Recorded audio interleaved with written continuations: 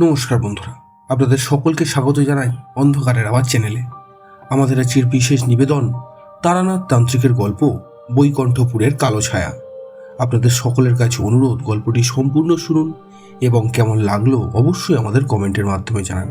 তাহলে চলুন শুরু করা যাক তারানাথ তান্ত্রিকের গল্প বৈকণ্ঠপুরের কালো ছায়া।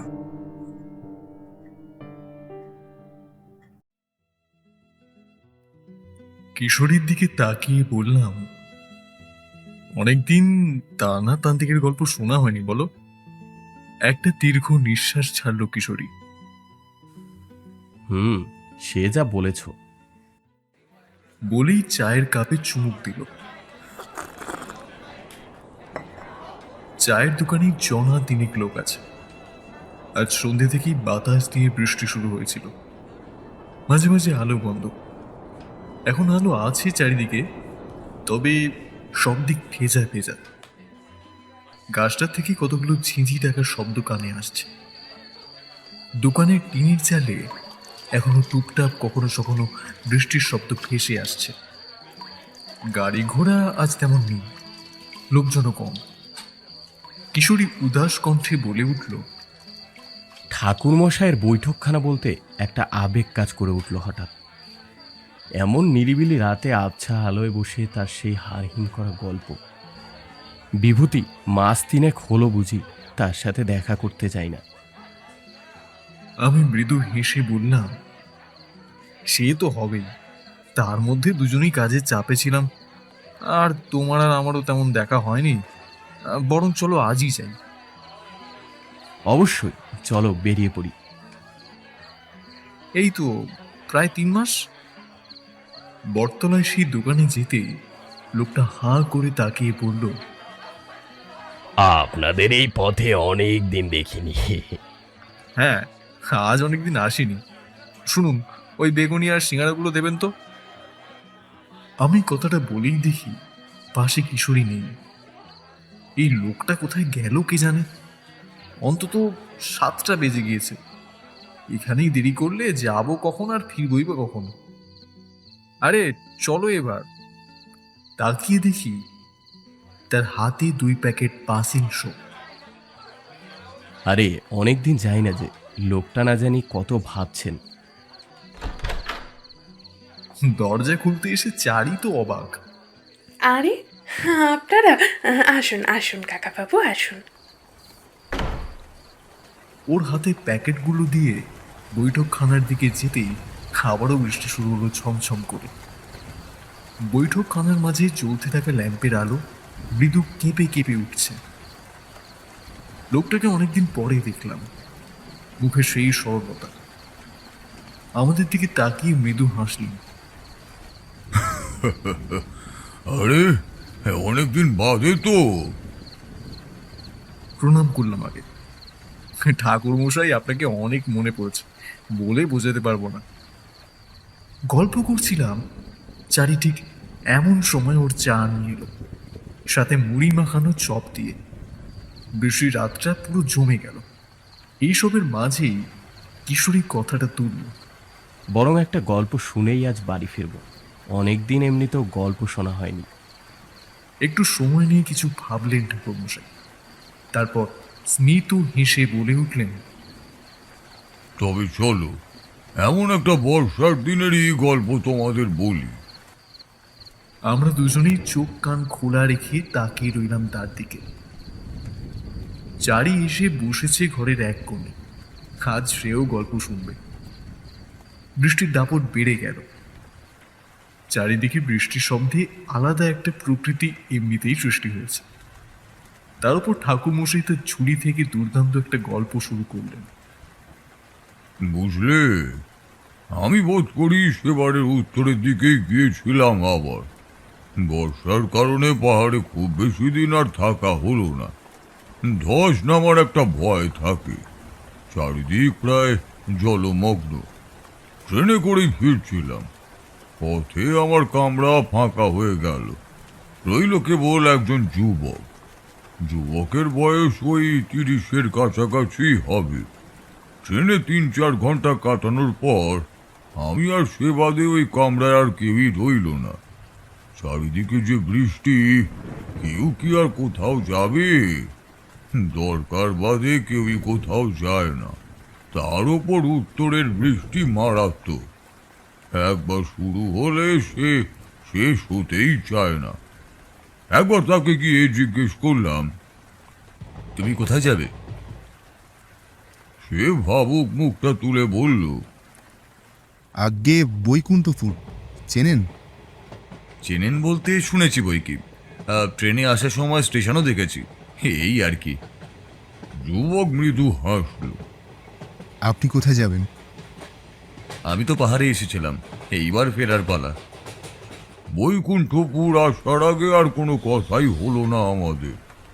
বৈকুণ্ঠপুর স্টেশনে ট্রেন দাঁড়ালো রাত 10টা নাগাদ। যুবক এসে বলল, আসি তাহলে। বলেই একটা হাসি দিয়ে নেমে গেল। ট্রেন এগোলো না। শুনলাম ট্রেন ঘন্টা 5 মতো এখানে দাঁড়িয়ে যাবে, পথের কোনো এক সমস্যার কারণে। ওই ট্রেন বাদে রাতে আর কোনো ট্রেনও নেই, নইলে অন্তত সেটাতে চেপে চলে যেতাম। ট্রেন থেকে নামতে হলো ওই অগত্যা। দেখি বেশ জোছনায় ভাসছে। স্টেশনের ঘরগুলোর ওপর বিশাল দুটো বট গাছ। তার ডালেই কখনো কখনো পাখি ডানার ঝাপটার শব্দও শোনা যাচ্ছে। মিনিট 30-এর বেশি এদিক সেদিক ঘুরে স্টেশনের বিশ্রামাগারে গিয়ে তাকাতেই দেখি ওখানেই বসে আছে সেই যুবক। আমায় দেখে অবাক হয়ে বলল, আপনি? আমি ক্লান্ত স্বরেই বললাম, ট্রেন লেট, শোনোনি? না তো। কিন্তু তুমি বাড়ি না ফিরে এখানে থেকে যাচ্ছ যে? রাত তো তেমন নয়, ওই তো গরুর গাড়িও চোখে পড়ছে। যুবক চারিদিকে একবার চোখ বুলিয়ে ফিসফিস করে বলে উঠল, আমাদের গ্রামে ভয় আছে বুঝলেন, আমি তাই যেতে পারলাম না। ঘন্টা 5 তো লেট। আপনি এখানে বরং বসুন। বসতেই সে বলল, আপনার পরিচয় তো জানা হলো না। আমি গঙ্গারাম ঘোষ। নমস্কার। আর আপনি? আমি আমার নামটা বলতেই সে পা ছুঁয়ে প্রণাম করল। নমস্কার ঠাকুর গোসাই, নমস্কার। আমার প্রণাম নেবেন। তার কথার মধ্যে রহস্য রহস্য একটা গন্ধ পেয়েছি বলেই সেই কথাটা শোনার জন্য আমি একটু উদ্বিগ্ন হয়েই উঠেছি। অবশ্যই তোমরা তো জানোই আমার সেই উদ্বিগ্নতা আমায় ঠিক কোন কোন জায়গায় নিয়ে গিয়েছে। তাই জিজ্ঞেস করলাম, তোমার গ্রামে কিসের সমস্যা গঙ্গারাম? গঙ্গারাম চারিদিকে একবার দেখল। আকাশ এখন বেশ মেঘাচ্ছন্ন। বিশ্রাম ঘরের কক্ষে বেশ লোকের ভিড়ও রয়েছে। দূরে বন থেকে রিনরিনে একটা শব্দ এক নাগাড়ে ভেসে আসছে। গঙ্গারাম ফিসফিস করে বলে উঠল, সে অনেক ভয়ঙ্কর ঘটনা ঠাকুরমশাই। আমায় আরো বেশি করে যেন কৌতূহলের মুখে ফেলে দিল সে। ভাবুক কণ্ঠেই বলে উঠলাম, সে কেমন? তারপর তার কথাটা আমায় বেশ বিস্মিত করে দিল বটে। মাঝরাতে ভীষণ বাজে রকমের এক কান্না শোনা যাচ্ছে। যে কেউ সেই কান্নার শব্দ ধরে এগিয়ে গেলে তাকে আর খুঁজে পাওয়া যাচ্ছে না। এই কদিনে কতজন মরেছে তার ঠিক নেই। আমি তো কাজের সূত্রে বাইরে থাকি। এইসব দেখে আমার স্ত্রী আর পুত্র ভয় পেয়েছে। অনেক দিন তারা আমাকে কিছু বলেনি, কিন্তু পরিস্থিতি এমন ভয়াবহ হয়ে উঠেছে যে কাজেই আর আমায় চিঠি না করে তাদের উপায় রইল না। আমার স্ত্রী বলেছে যদি রাত্রে এসে আমি স্টেশনে নামি তবে রাতে না ফিরতে, আমি যেন থেকে যাই, সকালের আলো ফোটার আগে উঠতি। তারা সব ভালো আছে তো এমনি? ঠাকুরমশাই, সেই চিন্তায় তো আমিও আছি। সবটা কি আর বলবে, গেলেই দেখতে পাবো। আমার তো খুব ভয় করছে। গিয়েই বা কি করব বলুন তো? আমি তো সাথে করে কোনো সমাধান নিয়ে যেতে পারছি না। আমি মৃদু হেসে বললাম, আমি মনে করি দেবাদিদেব মহাদেব এই কারণে এই একটা বিপত্তি আজ নিয়ে এসেছে আমার যাত্রাপথে। যুবক অবাক হয়ে বলল, অর্থাৎ? আমি বললাম, উনি চান যে তোমার সাথে আমার দেখা হোক। আমি একটিবার ওখানে যেতে চাই গঙ্গারাম, একবার চেষ্টা করতে পারি। যদি কোনোভাবে সফল হই এই সমস্যার কিনারা বের করতে। গঙ্গারামের চোখ দিয়ে জল বেরিয়ে এলো, আমার পায়ে হাত রেখে বলল, আপনি সাক্ষাৎ ভগবান ঠাকুরমশাই, ভাগ্যিস আমাদের দেখা হলো। যাক, এবার আমি নিশ্চিন্ত হতে পারলাম বটে। সকালে একটা গরুর গাড়ি ডেকে আনলো সে। দুজনে মিলে চেপে বৈকুণ্ঠপুরের ভেতরের দিকে অগ্রসর হলাম। দিনে সবকিছুই কেমন নতুন লাগছে। বড্ড বেশি লাল সেগুন গাছ এইদিকে, পথের দুধারে শাল সেগুন গাছের সমারোহ। বনের মাঝে দিয়ে সরু পথ। গঙ্গারাম বনের দিকে দেখিয়ে বলল, ঠাকুরমশাই, এই বনটার নাম বনদেবীর বন। বিশেষ কোনো কারণে কি গঙ্গারাম? হ্যাঁ, চলিত আছে বনদেবী নিজেই বন সুরক্ষিত রাখেন। উনি এর সুরক্ষা কবচ। আমি অবাক হয়ে বললাম, উনি এই বনে আছেন? আমরা তো গল্প শুনেছি কেবল, গভীর বনে কাঠ কাটতে গেলে অনেকেই তার উপস্থিতি নাকি বুঝতে পেরেছে। গভীর থেকে গভীরে গেলে নিস্তব্ধ এলাকা জুড়ে নূপুরের শব্দ কানে আসে, কারণ নিঃশ্বাসের শব্দ কানে আসতে থাকে। আমি অভিভূত হয়ে বন দেখছিলাম, অবাক হয়ে বললাম, ভারী অদ্ভুত তো। তার বাড়িতে পৌঁছাতেই ছুটে এলো তার স্ত্রী লক্ষ্মী দেবী, সাথে তার বছর সাতের সন্তান নিত্যানন্দ। সারা রাস্তার ক্লান্তি আমার দুই চোখে ধরা দিল।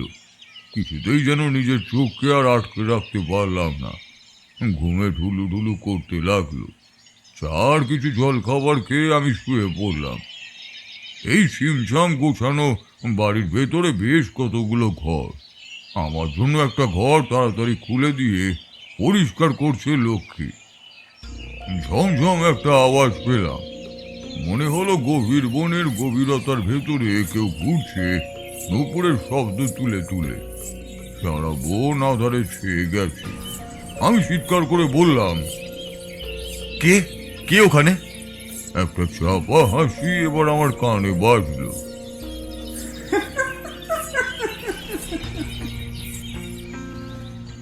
আমি আমি আমি শেষ করে দেব তোদের। ধরপড় করে ঘুমটা ভেঙে গেল। উঠতেই দেখলাম বৃষ্টি শুরু হয়েছে বাইরে, সন্ধেও নেমেছে। এই ঘরে একটা লণ্ঠন জ্বলছে। এছাড়া সারা ঘর কেমন আবজা আলোয় আলোকিত। চারিদিকে বৃষ্টির শব্দ বাদে আর কোনো শব্দই নেই। যেন ঘুমিয়ে আছে গোটা বৈকুণ্ঠপুর। কেউ কোথাও জেগে নেই। আমি যেন আটকে আছি এমন একটা ঘুমন্ত রাজ্যে। ঠাকুরমশাই, উঠেছেন? আচমকা এই কথা আমায় চমকে দিল। তাকিয়ে দেখি দরজায় দাঁড়িয়ে অপেক্ষা করছে গঙ্গারাম। আমি উঠে বসতেই কাছে এলো। ঘুমিয়ে গিয়েছেন বলে ডাকিনি, উঠুন, রাত জেগে গিয়েছে, এবার খেতে হবে। ওইটুকু সময় ঘুমিয়ে গেছিলাম বলে রাতে আমার আর ঘুম হলো না। রাতের দিকে বৃষ্টির দাপট কিন্তু কমে গেল। খুব তাড়াতাড়ি সারা গ্রামও ঘুমিয়ে গেছে। কোনো রকম কারোর কোনো সারা শব্দ নেই। আমি বাড়ি থেকে বেরিয়ে উঠোনে পা রাখতেই দেখি একটা মেয়ে আবছা আলো আঁধারে দাঁড়িয়ে আছে। জোছনা না হলে তাকে চেনা যেত না, কিন্তু স্পষ্ট তার গায়ে জোছনা পড়ছে বলে চেনা যাচ্ছে। পরনে একটা সবুজ শাড়ি, যেটা হাঁটুর ওপর থেকে পরা, সাথে আঁচল গুজে রাখা কোমরে। আপনার তো বড্ড সাহস আছে। এই ভয়ের রাতে আপনি এমন জেগে আছেন যে। একটা মেয়ের থেকে এমন কথা আমি কল্পনাও করতে পারিনি, কাজেই অবাক লাগারই কথা। উত্তরে বললাম, তো এই ভয়ের রাতে তুমি বা কেন বাইরে? তার উপর তুমি তো একটা মেয়ে মানুষ। কি অদ্ভুত সুরে একটা হাসি হাসলো মেয়েটা। এই ভয়ঙ্কর রাজ্যে আমায় বিচরণ করতে সাহায্য করে। এই ভয়ে ভীত হওয়া লোকগুলো নিয়েছে, তাই আমার মধ্যে কোনো ভয় থাকে না। আমি আমার প্রিয় বোন থেকে, প্রিয় সরোবরের থেকে ঘুরে আসতে পারি। এই রাত আমায় অগাধ বিচরণ করতে সাহায্য করে। আমি এই নীরবতার সুযোগ নিয়েছি। প্রিয় বোন, প্রিয় সরোবর, তাও আবার এই রাতে? ভারী অদ্ভুত মেয়ে মানুষ তো তুমি। আচ্ছা, তোমার বাড়ির লোক জানতে পারে না এইসব? আমি প্রশ্ন করে সামনের দিকে তাকাতেই অবাক হয়ে গেলাম।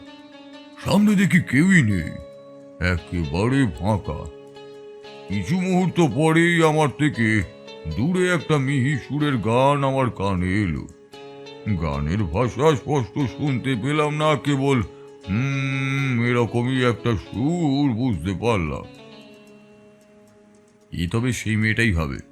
কি অদ্ভুত মেয়ে রে বাবা, এই রাতে কেমন করে বেরিয়ে পড়েছে।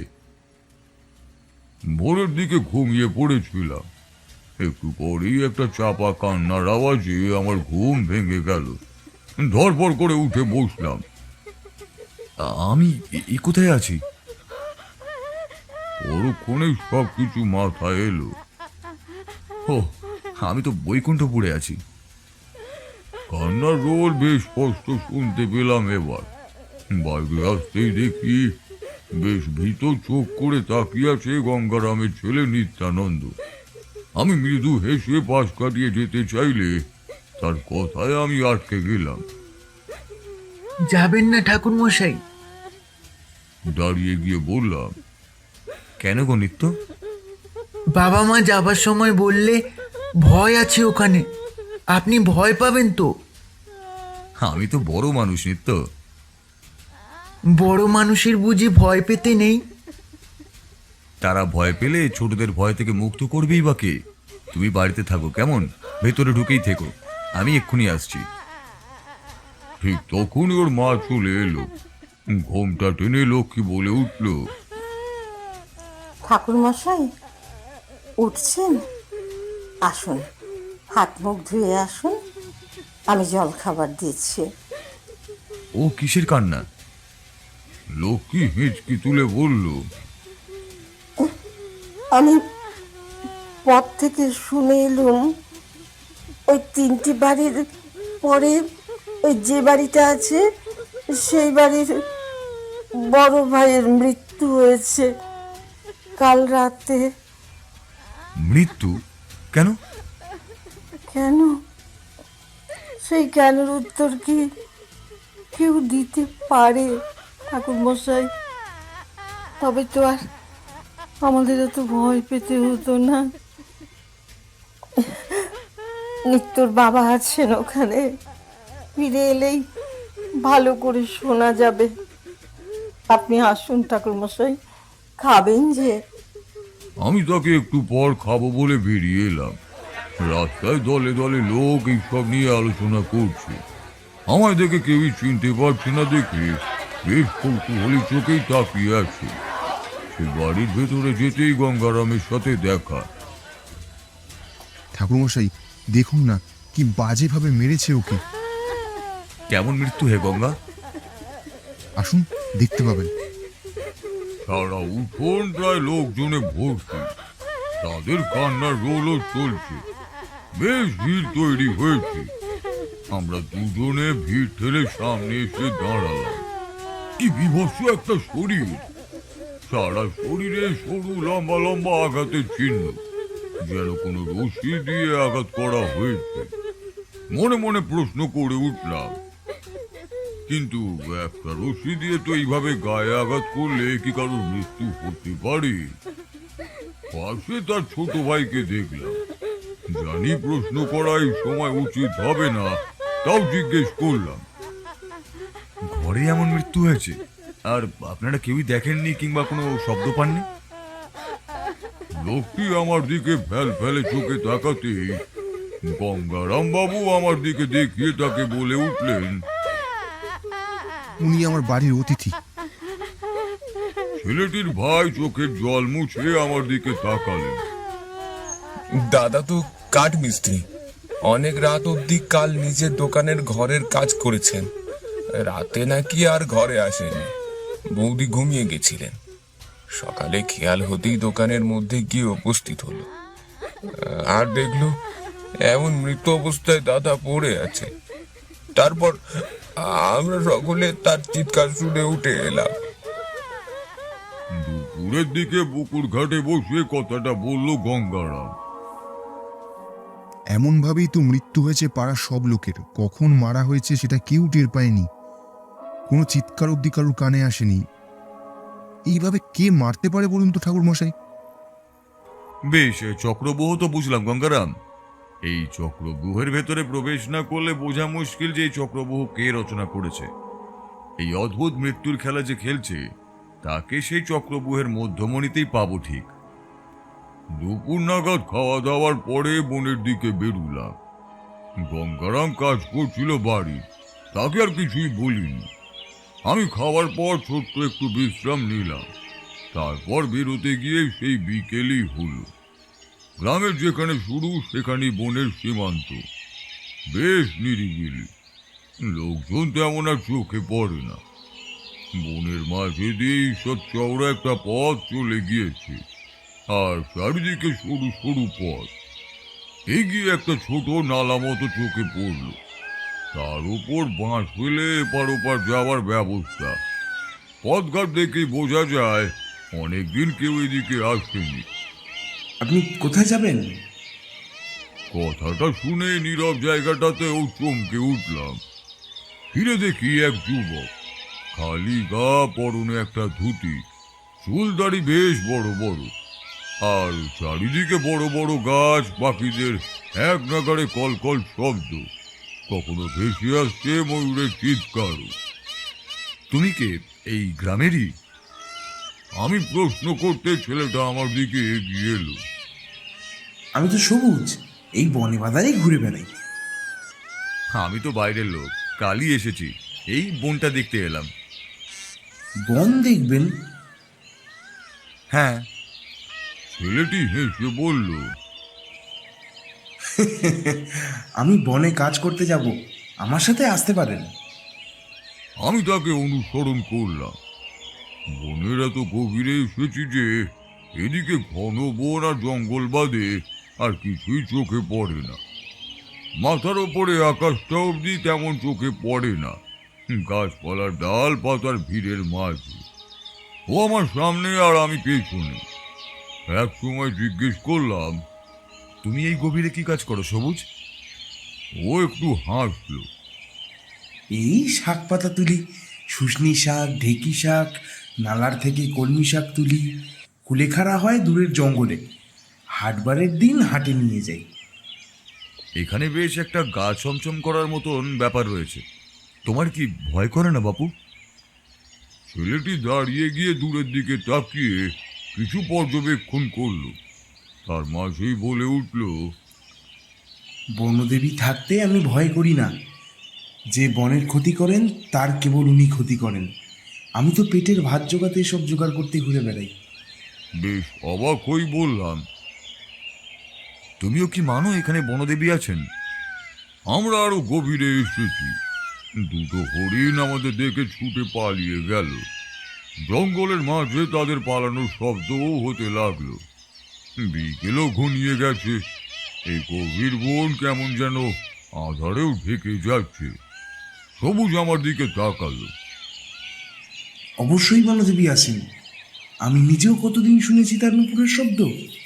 কতদিন মনে হয়েছে গাছপাতার ফাঁকে কারোর দুটি তীক্ষ্ণ চোখ যেন সব কিছু পর্যবেক্ষণ করে দেখছে। সে তাকিয়ে রয়েছে। যারা বনের বন্ধু তাদের কিছু করবেন না উনি। ওই নালার জলে কতদিন মনে হয়েছে কেউ ডুব দিয়ে স্নান করছে। এমন সময় একটা দৃশ্য আমায় চমকিয়ে দিল। দেখলাম ঘাসের ওপর রক্তের দাগ। হাঁটু গেড়ে বসলাম। এই দেখো তো, এখানে রক্ত লেগে আছে বলে মনে হচ্ছে না? কেউ আমার পাশে এসে বসল। হ্যাঁ, শুকনো রক্তের মতোই দাগ, তবে খুব বেশি দিনের নয় বলেই মনে হলো। এখানে ঘন পাতা ডালের জন্য বৃষ্টির জল অব্দিও ভালোভাবে পড়ে না, কাজেই রক্তের দাগ উঠে যেতে অবশ্যই সময় লাগবে। ছেলেটি ভাবুক কণ্ঠে বলে উঠল, নিশ্চয়ই কেউ পাপ করেছিল, না হলে এখানে কারোর মৃত্যু হতেই পারে না, কিংবা রক্তও ঝরতে পারে না। আমি হেসে বললাম, এগুলো সব ভুল ধারণা। এখানে কাউকে যদি নৃশংসভাবে কেউ হত্যাও করে, তবুও কি বলা হবে সে খারাপ কাজ করতে এসে প্রাণ হারিয়েছে? তোমরা ভুলভাল চিন্তা নিয়ে বেঁচে আছো। ঠিক এমন সময় অদ্ভুত একটা পরিস্থিতির সম্মুখীন হলাম আমি, যার জন্য মোটেই প্রস্তুত ছিলাম না। সারা বন জুড়ে কেমন একটা শব্দ শুরু হলো। কেউ যেন এদিক থেকে আরেক দিকে ছুটে যেতে লাগলো। শুনে কারোরই অস্তিত্ব টের পেলাম না। তাকিয়ে আবছা আলোয় কাউকে দেখতেও পেলাম না। খুব হালকা সুরে দূরে কেউ যেন গান গাইছে। সেই সুরই কানে আসছে, আর ঝমঝম ঝমঝম করে নুপুরও বাজতে লাগলো। এবার ফ্যাকাশে কণ্ঠে বলে উঠল সবুজ। আমি আচমকা কণ্ঠ শুনে চমকে উঠলাম। তারপর ওর দিকে তাকিয়ে বললাম, এইসব কি সবুজ? এটা এটা এটা এটা বনদেবীর সংকেত। চলুন চলুন, পালাতে হবে। আমার উত্তরের অপেক্ষা না করে সবুজ ছুটে যেতে লাগলো। আমি ওর পিছু পিছু ছুটে যেতে লাগলাম। এবার একটা বিকট হুঙ্কার আমাদের তাড়া করতে লাগলো। কিছুক্ষণ পর আমি আর সবুজকে কোথাওই পেলাম না। আমার সামনে অন্ধকার। সন্ধে হবার ফলে ময়ূরদের ঘরে ফেরাও শুরু হয়েছে। তাদের গাছে গাছে ফিরে এসে সেই চিৎকার এই অন্ধকারে বড্ডই ভয়ঙ্কর লাগছিল। ঠিক যেন কোনো শিশু কাঁদছে। আমার সামনে সরু পথের রেখা। চাঁদের আবজা আলোয় অনেক কষ্টে সেটা দেখেই এগুতে শুরু করলাম। একটু এগিয়েই একটা আলোর দেখা দেখতে পেলাম। ঠিক তখনই মনে হলো দূরে একটা বাঘের গর্জন। সব কিছু থেকে বাঁচা সম্ভব, কিন্তু এই বাঘ, কথাটা বলেই আমি সেই আলোর রেখার দিকে ছুটে গেলাম। কাছে গিয়ে দেখি একজন বুড়ি দাঁড়িয়ে আছে। চুল সব পাকা, পরনে সাদা শাড়ি। আমার সাহায্য করুন। আমার কথায় সে একটু চমকেই উঠল। তারপর হাতে লণ্ঠন ওপরের দিকে তুলে আমার দিকে তাকালো। আপনি কে? কিভাবে সাহায্য করব? আমি বনে পথ হারিয়েছি, একটু যদি আলো দেখিয়ে। আমার সাথে আসুন। আমি তার পিছু পিছু এগিয়ে যেতে লাগলাম। চারিদিকে নিকষ অন্ধকার। অনেকবারই মনে হচ্ছে যেন আমার সাথে আমার পেছনে এগিয়ে চলছে আরো কতজন। বারবার সন্দেহ নিয়ে পেছনে ফেরার পর কাউকেই দেখতে পাচ্ছি না। বুড়ি তার রুক্ষ কণ্ঠে বারবার বলে চলেছেন, তাড়াতাড়ি চলুন, আর কখনো আসবেন না এই গভীরে। এটা তো তার রাজত্ব। একটা সময়ের পর আমি একটা অদ্ভুত ব্যাপার খেয়াল করলাম। ঠিক যেখানে থেকে বুড়ির দেখা হয়েছিল আর যেখানে থেকে চলতে শুরু করেছি, ঠিক সেখানেই বারবার ফিরে আসছি। বুড়িকে জিজ্ঞেস করার উপায় নেই। সে আমার থেকে ঠিক 5 হাত দূর দিয়েই হেঁটে চলেছে তো চলেইছে, কখনো থামেনি। আর আমরা সেই একই জায়গায় ফিরে ফিরে আসছি, সেই বাতাবি লেবুর গাছটা। বার কয়েক ফিরে ভেবেছি হয়তো একই রকম বাতাবি লেবুর গাছ বারবার আছে, কিন্তু একবার ভালো করে লক্ষ্য করে বুঝলাম এটা সেই একই জায়গা। আমরা তো একই জায়গায় ফিরছি। আপনি দাঁড়িয়ে পড়ুন, একবার দেখুন ভালো করে রাস্তাটা, তবেই বুঝতে পারবেন। সে ফিরে তাকালো। লণ্ঠনের কম্পিত আলোয় তার রহস্যময় মুখটা চোখে পড়ল। চোখের দৃষ্টি স্থির, পলক পড়ছে না। শুনছেন, আমরা ঘুরে ফিরে বারবার একই জায়গায় এসেছি। আমার কথায় তার মুখের শান্ত ভাব কেটে একটা ভয়ঙ্কর ভাবের উদয় হলো। ঠাকুরমশাই, ঠাকুরমশাই! দূর থেকে ডাক শুনতে পেলাম। আমি এখানে গঙ্গারাম, এখানে। আর তারা আমার দিকে ছুটে এলো। গঙ্গারাম একা নয়, আরো অনেক লোকজনেরই ছুটে আসা শুনতে পেলাম। আর তাকিয়ে দেখি আমার সামনে সেই বুড়িটাও নেই, কেবল আধার আর আধার। সেটা বাদে আর কেউই ছিল না। সেদিন রাতে আমি বাইরে পায়চারি করছি খেয়ে দিয়ে। বাড়িতে সকলেই ঘুমিয়ে গেছে, সেই সাথে সারা গ্রামও শান্ত। এমন সময় আমি একটা চিৎকার শুনতে পেলাম। আমি কান খাড়া করে শুনলাম, তারপর এগিয়ে গেলাম কিছুটা দূরে। এগিয়ে গিয়ে দেখলাম কাল রাতে সেই মেয়েটা একটা তেঁতুল গাছের তলায় বসে কাঁদছে। কেউ বাঁচাও আমায়, কেউ কেউ আমায় বাঁচাও। তুমি এখানে কেন? আর কি হয়েছে তোমার?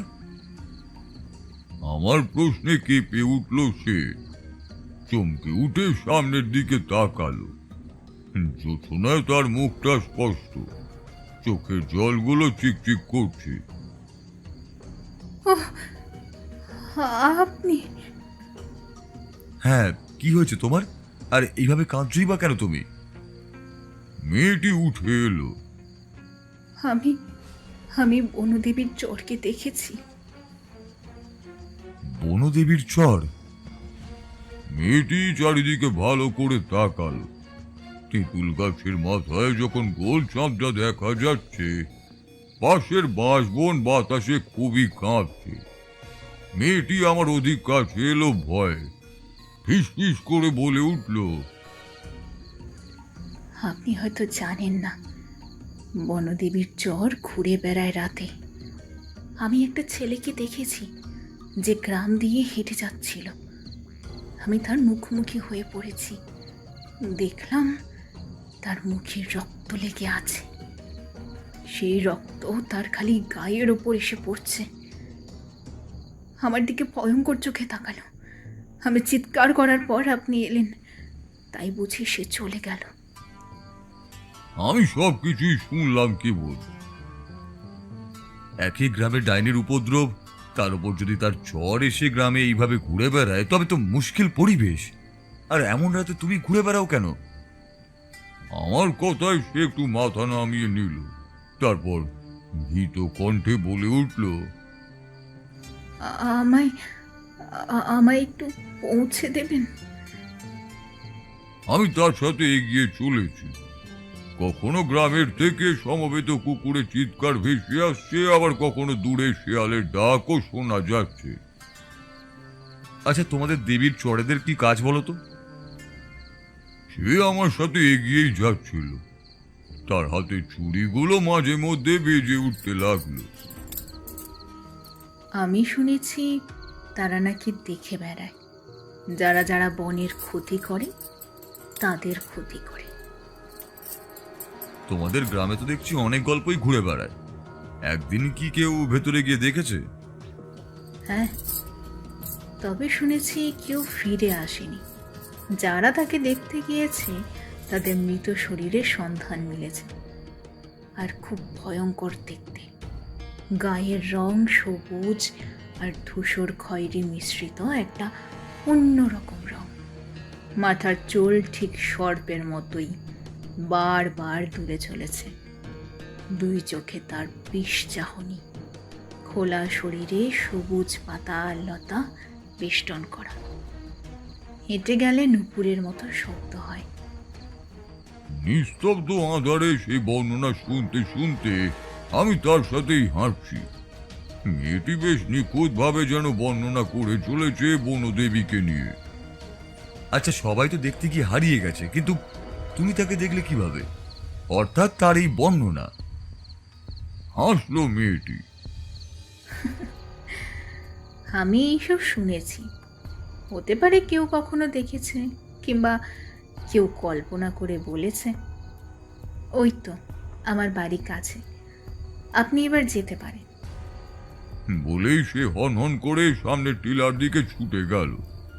চাঁদের আলো সেই টিলার ঘন জঙ্গলের জন্য ভালোভাবে এখানে পড়েনি। আমি তাই আঁধারে কোথাও তার বাড়িকেও দেখতে পেলাম না। ফিরে আসতে লাগলাম। ঠিক সেই মুহূর্তেই মনে হলো কারোর একটা গোঙানি আমি শুনতে পারছি। চারিদিকে বেড়াতে লাগলাম ছুটে। কোথায়? কে কে এখানে? কিন্তু সেই গোঙানির কোনো উৎসই খুঁজে পেলাম না। কি অদ্ভুত, আমি গোঙানি শুনতে পাচ্ছি কিন্তু কাউকে দেখতে পাচ্ছি না কেন? কোথায় সে, কোথায়? এবার খেয়াল করলাম আমি সেই তেঁতুল গাছের তলাতেই দাঁড়িয়ে আছি, আর তার একটা ডাল খুব কাঁপছে। ঝাঁকুনির জন্য ডাল পাতার শব্দও হতে লাগলো। ভালোভাবে সেদিকে তাকাতেই আমি দুহাত পিছিয়ে গেলাম। জোছনায় স্পষ্ট দেখতে পেলাম ওই ডালে ঝুলে আছে একজন। পা দুটো ছটপট করতে করতে নিস্তেজ হয়ে গেল সে আমার চোখের সামনেই। তার গলা থেকে শেষ গোঙানি বেরিয়েই থেমে গেল, আর আমার পায়ের কাছে দুটো কুকুর এক নাগারে ডেকে চলেছে ঘেউ ঘেউ করে। সারা গ্রামের লোক এসে হাজির হলো সকালে। আমি এই দৃশ্য দেখার পর সারা রাত আর ভালোভাবে দু চোখের পাতা এক করতে পারিনি। বারবার মৃত্যুর মুখে সেই লোকটাকে ঝুলে থাকতে দেখতে পাচ্ছিলাম চোখের সামনে। তার জিভ বেরিয়ে আসছে গলার ওপর, তার চোখ দুটো ঠিকরে বেরিয়ে যেতে চাইছে, সমানে পা দুটো যেন ছটফট করছে। এ কার খেলা? কোনো অপদেবী কি? কার ছায়া পড়লো এই বৈকুণ্ঠপুরের ওপর? কেন এমন একটা মৃত্যুর খেলায় সে নেমেছে, আর আমি এখানে উপস্থিত থাকার পরও কিছুতেই তাকে বাঁচাতে পারছি না? আর সন্ধ্যার দিক থেকে বৃষ্টি পড়তে শুরু করেছে। আকাশ মেঘলা, চারিদিক কেমন শুনশান হয়ে উঠল। গঙ্গারামের বাড়িতে বৈঠকখানার ভেতরে আজ এইসব নিয়েই আলোচনা হতে লাগলো। সবার গলা শুকিয়ে গেছে যেন এইসব ঘটনারই জন্য। কাজেই সবাই চুপ, তাড়াতাড়ি বাড়ি ফিরতেও প্রস্তুত ছিল। তার মধ্যে থেকেই বিমলবাবু বলে উঠলেন, জানো তো, আজ আমি একটা খুব ভয়ঙ্কর স্বপ্ন দেখেছি। বিমলবাবুর চোখে মুখে একটা ভীত ভাব। বৃষ্টি হচ্ছে বাইরে, কাঠের ঘরের ভেতর দুটো জানালা, দুটো লণ্ঠনও জ্বলছে। বাইরের দিকে ঠিক নয় বৈঠকখানা, উঠোনের একদিকে বাতাবি লেবুর গাছটার কাছে। রোজ এখানে বেশি লোকজন হয়। কি হলো বলুন, কেমন স্বপ্ন দেখেছেন? আমি প্রশ্ন করলাম বিমল বাবুকে। বাকিরাও সেই সাথে গলা মেলালো। বলো, শুনতে চাই, কি এমন স্বপ্ন যে তোমার মতো লোককেও ভয় পাইয়ে দিল? ধীরে ধীরে বলতে লাগলেন উনি। আমি দেখলাম আমার ঘরে একটা অদ্ভুত প্রাণী এসেছে, যে আমায় ধীরে দুটো টুকরো করে দিলে আর খেতে শুরু করলো। আমি দেখলাম তার আশপাশে অসংখ্য আধ খাওয়া মানুষ কিংবা তাদের থেতলে যাওয়া অঙ্গ। আরো চমকে উঠি যখন দেখি সেগুলো আর কারোর শরীর নয়, ওগুলো সব আমার গ্রামের লোকেদের শরীর। আমাকেও এবার তাদের মধ্যে পড়ে থাকতে দেখলাম। পচে যাওয়া শরীরগুলোর মাঝে গা গুলিয়ে উঠছিল। এই স্বপ্ন দেখে সারাদিন যতবার মনে পড়ছিল বমি আসছিল।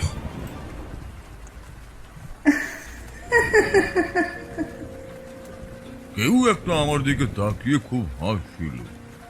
তার হাসির শব্দে আমার কান ফেটেও যাচ্ছিল।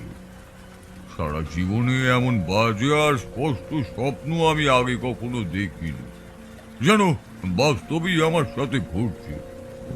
বেশ রাতের দিকে সেদিন ঘুমাতে গেলেন বিমল বাবু। তার স্ত্রী মেয়েকে নিয়ে বাপের বাড়িতে গিয়েছিল, আর তার বাড়িতে কেউই ছিল না। কাজেই বৈঠকখানা থেকে ফিরে তাকে উনুন ধরাতেও হয়েছে। দুটো রান্না করে খেতে রাত্রি প্রায় 2 প্রহরও হয়ে গিয়েছে। রান্নাঘর থেকে শোবার ঘরে দাওয়ার দিকে যেতেই দেখলেন আকাশের অবস্থা ভালো নয়। এতক্ষণ ধরে ঝমঝম করে বৃষ্টি ছিল, এখন আবার আকাশ মেঘলা। এমনকি 2 ফোঁটা বৃষ্টিও লাগলো তার গায়ে। উফ, এই আকাশটা আবার নামবে বলে মনে হচ্ছে। এত বৃষ্টি আর ভালো লাগে না। আকাশটার এবার একটু বিশ্রাম নেওয়া উচিত। শোবার ঘরে দৌড় দিতে যাবে ঠিক এমন সময় বাইরের দরজায় শব্দ। এত রাতে আবার কে এলো? পাড়ার কুকুরগুলো কেমন বিশ্রী স্বরে ডাকতে লাগলো। মেঘ গর্জন করে উঠল একবার। উনি চিৎকার করে বলে উঠলেন, কে কে এত রাতে? আবার দরজায় ঠক ঠক। আসছি, দাঁড়াও, একটু সবুর করো। উঠোনে এসে দাঁড়াতে দেখলো চারপাশটা কেমন যেন আধার হয়ে গিয়েছে। বারান্দায় জ্বলতে থাকা লন্ঠনের তেলও পুরনোর জোগাড়, তাই তার আলো বিশেষ নেই। ক্যাচ করে দরজা খোলার শব্দ। অবাক হয়ে বাইরে তাকালেন বিমল বাবু। একজন মেয়ে দাঁড়িয়ে আছে, কি আলোর দুতির মতো মুখশ্রী, স্বল্প ভেজা তার শরীর আর পরনের সাদা শাড়িটা। এই ভেজা ভাবটা যেন মেয়েটাকে আরো মোহনীয় করে তুলেছে। আসলে আমার বাবার সাথে যাচ্ছিলাম নৌকা করে, আচমকা কোনো অশরীরী জাতীয় কিছু আক্রমণ করে আমাদের ওপর। বাবা বাবা প্রাণে মারা গেছেন। আমি কোনো মতে পালাতে বাধ্য হয়েছি। মেয়েটা হাঁপিয়ে গেছে সামান্য কথা বলতে। মনে হচ্ছে ছুটে ছুটে ও ক্লান্ত, তার উপর কান্নায় ওর গলাও বুঝে আসছে। আপনার গৃহে কি একটু জায়গা হবে? মেয়েটার রূপ তাকে লালায়িত করে তোলে, তার উপর ফাঁকা বাড়িতে লাশময়ী একটা মেয়ে। কেন হবে না? এসো এসো এসো, ভেতরে এসো। বলেই বিমল বাবু তাকে ভেতরে নিয়ে আসে। আকাশটা আরো মেঘলা হয়ে উঠল, দু এক ফোঁটা বৃষ্টি যেন আরো পড়তে শুরু করলো। একটা সমস্যা হয়েছে। মেয়েটি দাঁড়িয়ে গিয়ে বলল। বিমল বাবু পেছন ফিরেই বললেন, কেন, কি হলো আবার? নৌকাটা ঘাটের দিকে আছে, একটু যাবেন আমার সাথে? আমার কিছু গয়না আছে পুটলিতে। আমাদের বুঝি ভোর হওয়ার জন্য অপেক্ষা করলে ভুল করা হবে। যে কেউ ভোরের দিকে ওই দিকে গেলেই সব কিছু পেয়ে যাবে। কিন্তু এত রাতে ওই দিকে যাওয়া ঠিক হবে না। দেখলে তো তোমার বাবার সাথে কি হলো। এই গ্রামে পিশাচের তাণ্ডব শুরু হয়েছে। ভোরের আলো ফুটলে আমরা প্রথম যাব। এবার চলো, নিশ্চিন্তে এবার একটু ঘুমাও। তোমার বাবার শেষকৃত্য করতে হবে তো আবার তোমায়। মেয়েটি কাছে এসে দাঁড়ালো বিমল বাবু, তার কাঁধে হাত রাখলো। শরীর শিউরে উঠল বিমল বাবু। মেয়েটির চোখের দৃষ্টিতে কেমন একটা আকর্ষণ, যা তাকে অবশ করে দিচ্ছিল। গলা শুকিয়ে গেল তার এই পরিস্থিতিতে। বলো। মেয়েটি হাসলো, তারপর কৌতুকের স্বরেই বলে উঠল, আপনি কি ভীতু? আপনি পুরুষ তো, আর গেলে কিন্তু আপনারই লাভ হবে। আপনাকে আমি একটা হার দেব। কেন, পুরুষ মানে হচ্ছে না? মেয়েটি সরে এসে বলল, আমি শুনেছি পুরুষ মানুষের ভয় থাকে না। আপনি তো দেখছি একটু নদীর পাড়ে যেতেই এত ভয় পাচ্ছেন। তাহলে যেতে হবে না, আমি ঠিক একাই যেতে পারব। না হলে দেখি গ্রামে যদি কোনো পুরুষ মানুষ পাই, আরো কারোর বাড়িতে গিয়ে কড়া নাড়িয়ে দেখি। মেয়েটি সদরের দিকে এগিয়ে যেতে বিমল বাবু তার দিকে ছুটে গেলেন। আরে শুনুন শুনুন। কিছু বলবেন? মেয়েটি কৌতুক মিশিয়ে বলল, চলো আমি যাব। আমি আসলে ওইসব এমনি বলছিলাম, দেখছিলাম তুমি ভীতু কিনা। এবার চলো। দুজনে পথে বেরিয়ে এলো। সারা গ্রাম ঘুমের দেশে তলিয়ে গেছে। বাতাস জোরে জোরে বইতেও শুরু করেছে। কোনো গাছের ডালে একটা প্যাঁচা কেমন স্বরে ডেকে চলেছে বারবার। সেই ডাকে বুকে রক্ত যেন জল হয়ে যায় বিমল বাবু। তবুও উনি নিজেকে সাহসী প্রমাণ করার জন্য আর এই মেয়েটির সঙ্গ পাওয়ার জন্য উনি চলতে লাগলেন। তার সঙ্গে একটা হার পাবেন মানে কোনো কথাই নেই। মেয়েটি তার সামনে চলতে লাগলো আর সে পিছনে। চারদিকে তাকাতে লাগলো মেয়েটি। তারপর ফ্যাকাশে কণ্ঠে বলে যেতে লাগলো, এই গ্রামে তো মৃত্যুর লীলা শুরু হয়েছে। আহা, কি ভয়ঙ্কর! আমি স্পষ্ট দেখতে পাচ্ছি আজ রাতে মৃত্যু আছে কারোর। কার মৃত্যু আছে? তুমি বুঝলে কিভাবে? থতমত খেয়ে বলে উঠলেন বিমল বাবু।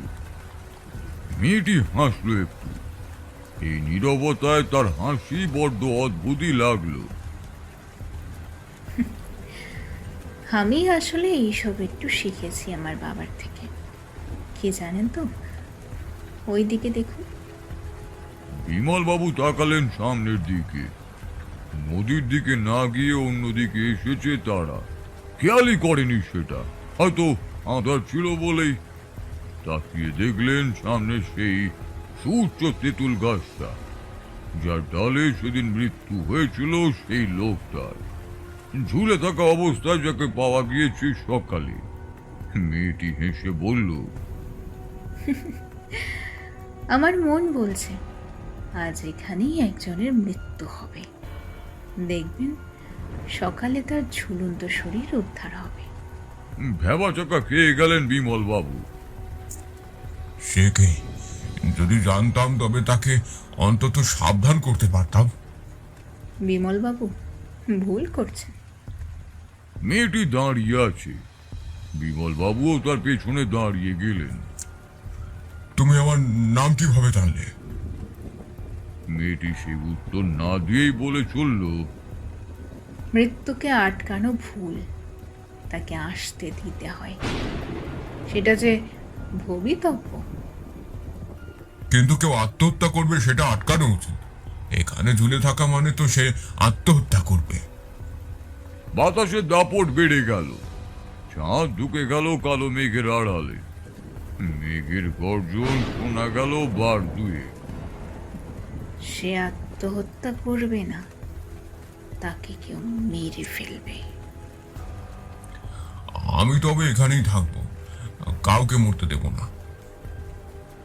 মেয়েটি হেসে উঠল বিশ্রী ভাবে।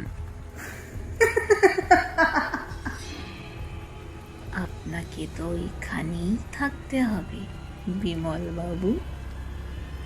মেয়েটির কথার ইঙ্গিত বুঝতে না পেরে বিমল বাবু কিছু বলতে যাবেন, ঠিক তখনই বুঝতে পারল তার উল্টো দিকে মুখ করে দাঁড়িয়ে থাকা মেয়েটির হাত উল্টো দিকে এসে তার দিকে এগিয়ে আসছে। সেই হাতের রং ধূসর। হাতটা একটা সাধারণ হাতের চাইতে 10 গুণ লম্বা। তুমি কে? কে? পিছিয়ে এলেন বিমল বাবু, কিন্তু সেই হাত তার গলা ধরে ফেলল।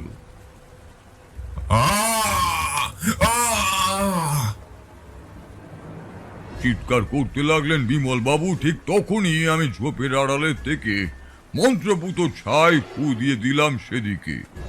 তারপর আর বিমল বাবু চিৎকার শোনা গেল না। সেই নারী মূর্তির চিৎকার শোনা গেল।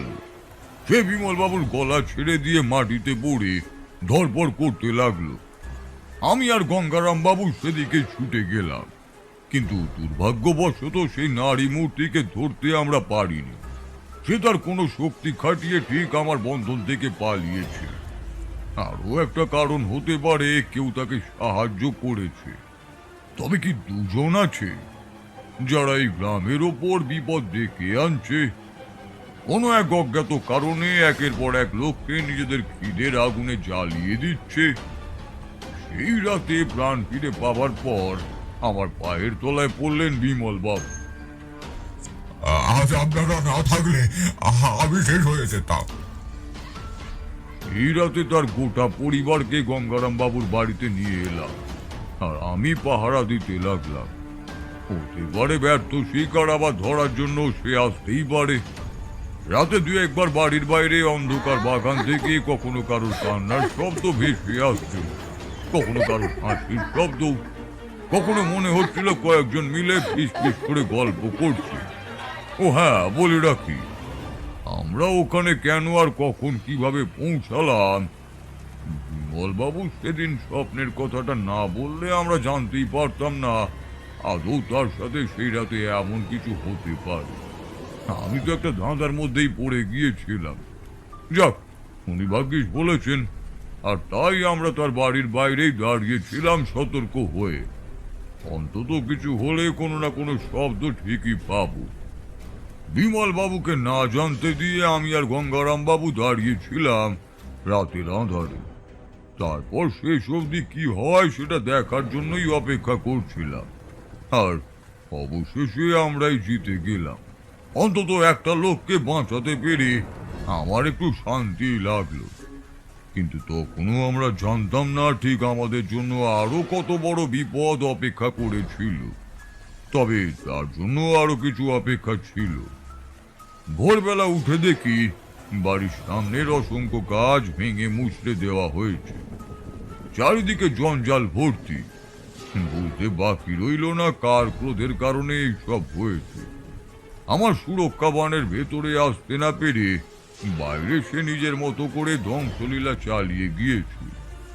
গঙ্গারাম বাবু কেঁপে কেঁপেই বললেন, এবার কি তবে আমার পরিবারের ওপর সে তার ক্রোধ বর্ষণ করবে ঠাকুরমশাই? তুমি ভেবো না, আমি থাকতে কেউই কোনো ক্ষতি তোমাদের করতে পারবে না। আমি এটা হতে দেব না। পরদিন সকালে ছিল সেই মহা বিপদ। সেই রাতেও আমরা সবাই মিলে সারা গ্রাম পাহারা দিলাম। সেই অপদেবীকে ধরার আগে অন্তত সারা গ্রামকে সুরক্ষিত করতে হবে। অন্যদিকে ভালোভাবে ভাবতে লাগলাম ঠিক কিভাবে ওকে ধরা যেতে পারে। সেই রাতে দ্বীপ প্রহরের পর আমি এসে ঘুমিয়েও পড়লাম। কথা ছিল কিছু লোক প্রথম প্রহরে জেগে থাকবে আর কিছু লোক দ্বিতীয় প্রহরে জেগে থাকবে। সেই মতো আমি প্রথম প্রহরে থেকে দ্বিতীয় প্রহরে এসে ঘুমিয়ে পড়লাম। জয় ভোলেনাথ বলে চোখ বুঝতেই ঘুম এসে গেল। স্বপ্নে আমি একটা বালককে দেখতে পেলাম। ও চিৎকার করছে। কাছে গিয়ে দেখি ও গঙ্গারামের পুত্র নিত্যানন্দ। তোমার কি হয়েছে নিত্য? তুমি এইভাবে কেন কাঁদছো? আমি আরো কিছু বলার আগেই তাকে কোথাও আর পেলাম না। আধার ভেদ করে একটা নাকি কান্না চারিদিকে ছড়িয়ে পড়তে লাগলো। ঠাকুরমশাই, ঠাকুরমশাই! দরজায় এসে কেউ উত্তেজিত হয়ে থাবড়ে যেতে লাগলো। সেই শব্দেই ঘুম ভাঙলো। ঠাকুরমশাই, ঠাকুরমশাই, ঠাকুরমশাই, শুনতে পাচ্ছেন? এটা তো গঙ্গারাম বাবুর আওয়াজ। সে এইভাবে উত্তেজিত হয়ে আছে কেন? কিছু কি হয়েছে? স্বপ্নের কথাটা মনে পড়ে গেল। সারা শরীর কেঁপে উঠলো এক অজানা আতঙ্কে। তাড়াতাড়ি দরজা খুলে বাইরে বেরিয়ে এলাম। তারপর কিছু একটা শুনে আমার সারা শরীর কেঁপে উঠল। ঠাকুরমশাই, নিত্যকে খুঁজে পাচ্ছি না। গঙ্গারাম বাবু হাউ হাউ করে কান্নায় ভেঙে পড়লেন। আমি তাকে তুলে ধরলাম। এইসব কি বলছো তুমি? কিভাবে এইসব হলো? গঙ্গারামের স্ত্রী এলো আমার সামনে। আমি স্বপ্নে দেখলাম কেউ একজন আমার আমার নিত্যকে নিয়ে ট্রেনে নিয়ে চলে যাচ্ছে।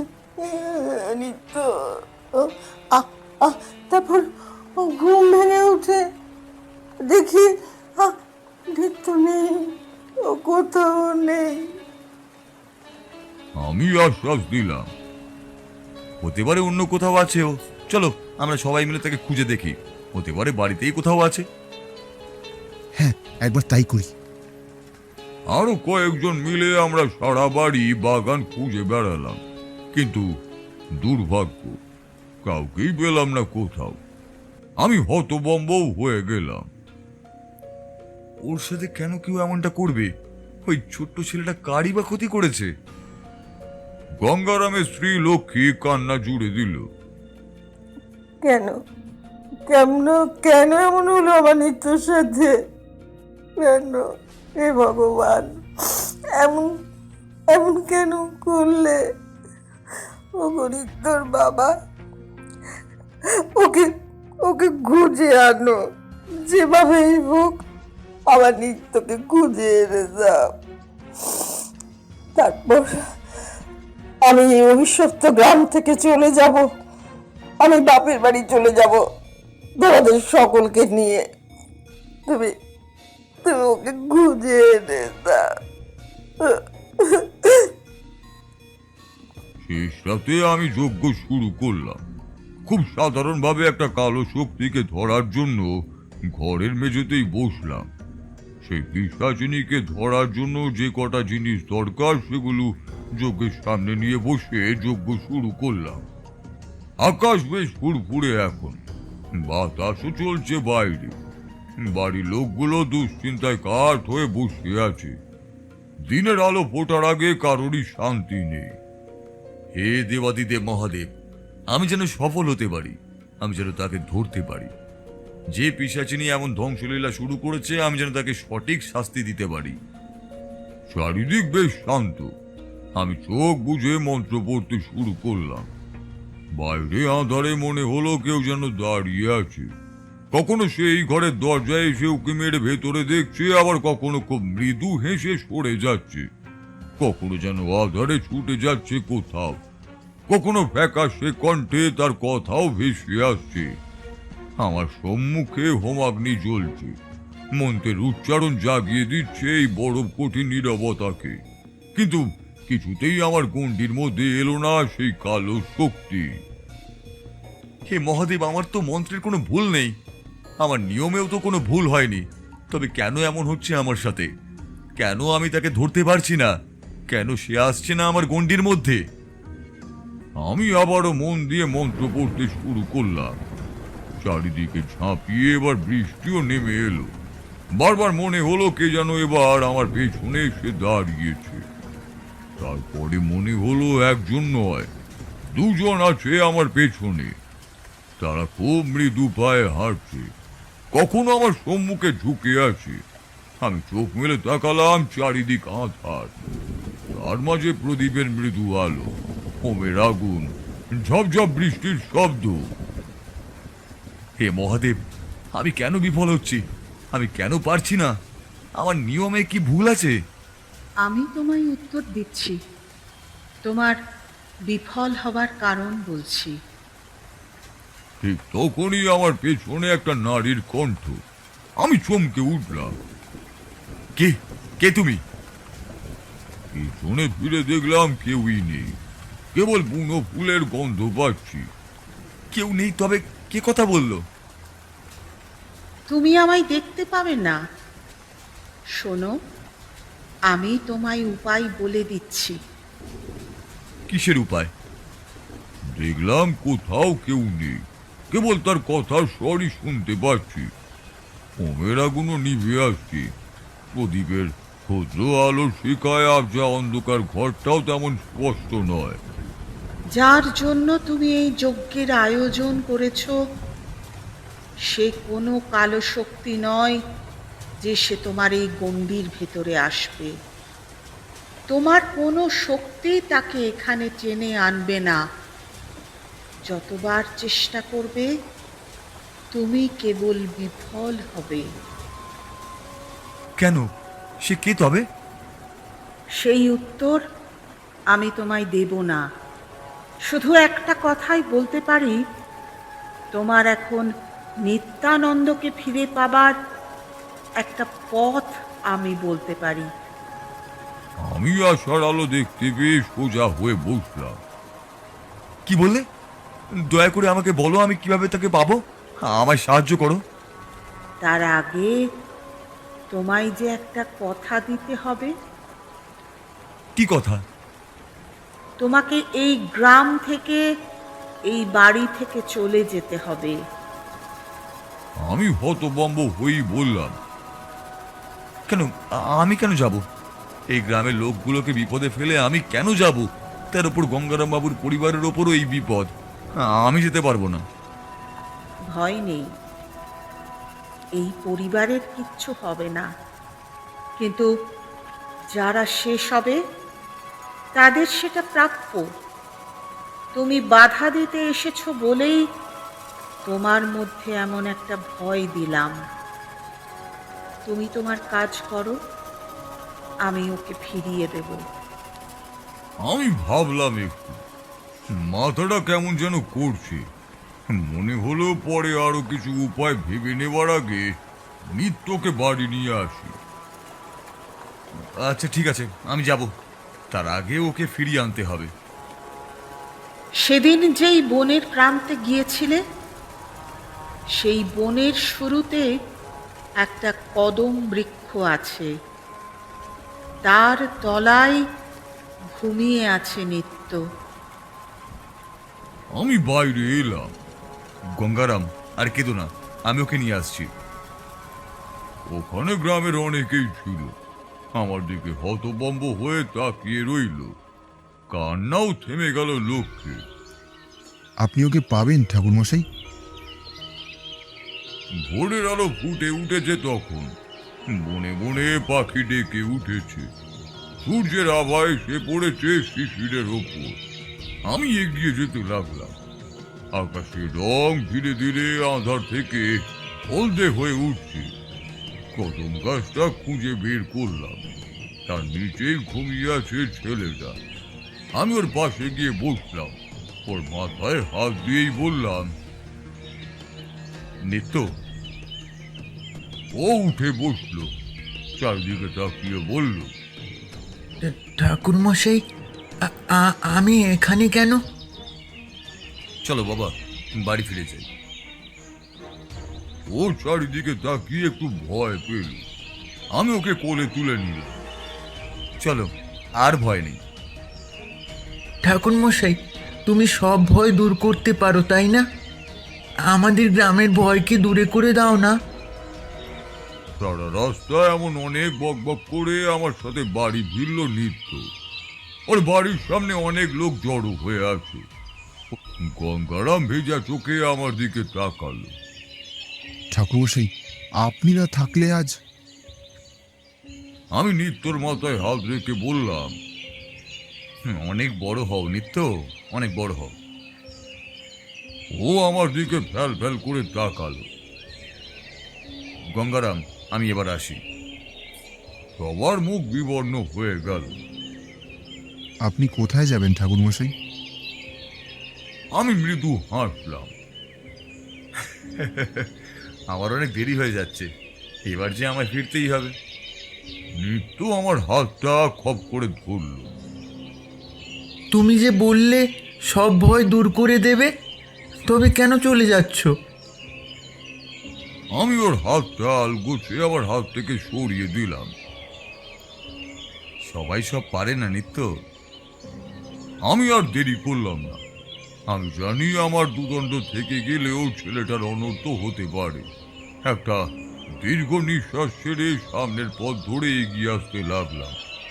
একবার পিছন ফিরে তাকালাম, সবাই দাঁড়িয়ে আছে আমার চলে আসার দিকে তাকিয়ে। চোখ দিয়ে অজান্তেই আমারও জল বেরিয়ে এলো। হে মহাদেব, প্রথমবার তুমি আমায় এইভাবে হারিয়ে দিলে। আমার কাছে যে আর কোনো পথই রইল না, আমি হেরে যেতে বাধ্য হলাম মহাদেব। আমার কোনো পথই রইল না। গ্রামের শেষ প্রান্তে একটা অসত্য গাছ পেলাম, তার গোড়ায় গিয়ে বসে গেলাম।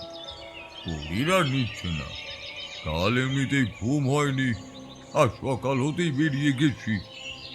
মন যেদিকে সেদিকে আর বেরোয়নি। এদিকে বড় পথ, আমি এদিক দিয়ে গেলে সেই ট্রেন লাইনই পাবো।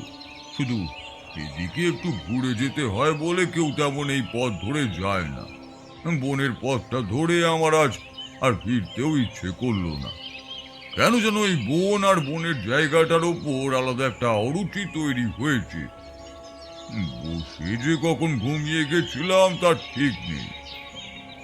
পথিক কোথায় চলেছেন? কণ্ঠটা শুনে তাকিয়ে দেখি একটা মাঝবয়সী লোক একটা অল্প বয়সের বিধবা মেয়েকে নিয়ে ফিরছে। মেয়েটির বয়স ওই 14 কি 15 হবে। পরনে সাদা থান, মাথার চুল ছোট করে কাটা, সোনার মতো গাত্রবর্ণ কেমন ফ্যাকাশে তার, সাথে একটা বছর 2-3 ছেলের সন্তান। মনে হলো তারা এই গ্রামে থেকেই বেরোলেন।